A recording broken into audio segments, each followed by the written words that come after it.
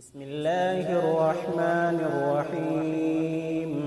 إنا أرسلنا نوحا إلى قومه أن أنذر قومك من قبل أن يأتيهم عذاب أليم. قال يا قوم إني لكم نذير مبين أن اعبدوا الله واتقوه وأطيعون يغفر لكم من ذنوبكم ويؤخركم إلى أجل مسمى إن أجل الله إذا جاء لا يؤخر لو كنتم تعلمون. قال رب إني دعوت قومي ليلا ونهارا فلم يزدهم دعائي إلا فرارا وإني كلما دعوتهم لتغفر لهم جعلوا أصابعهم في آذانهم واستغشوا ثيابهم وأصروا واستكبروا استكبارا ثم إني دعوتهم جهارا ثم إني أعلنت لهم وأسررت لهم إسرارا فقلت استغفروا ربكم إنه كان غفارا يرسل السماء عليكم مدرارا ويمددكم بأموال وبنين ويجعل لكم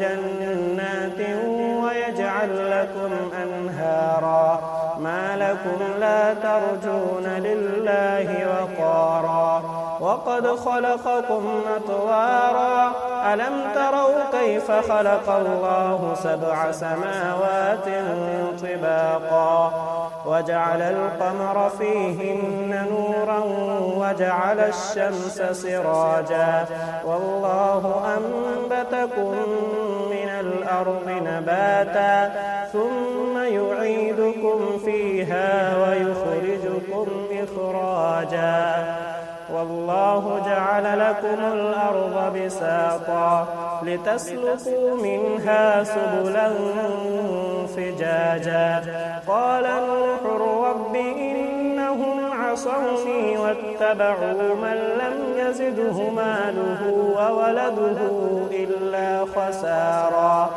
ومكروا مكرا كبارا وقالوا لا تذرن آلهتكم ولا تذرن ودا ولا سواعا ولا يغوث ويعوق ونصرا وقد أضلوا كثيرا ولا تزد الظالمين إلا ضلالا مما خطيئاتهم أغرقوا فأدخلوا نارا فلم يجدوا لهم من دون الله أنصارا وقال نوح رب لا تذر على الأرض من الكافرين ديارا إنك إن تذرهم يضلوا عبادك ولا يلدوا إلا فاجرا كفارا رب اغفر لي ولوالدي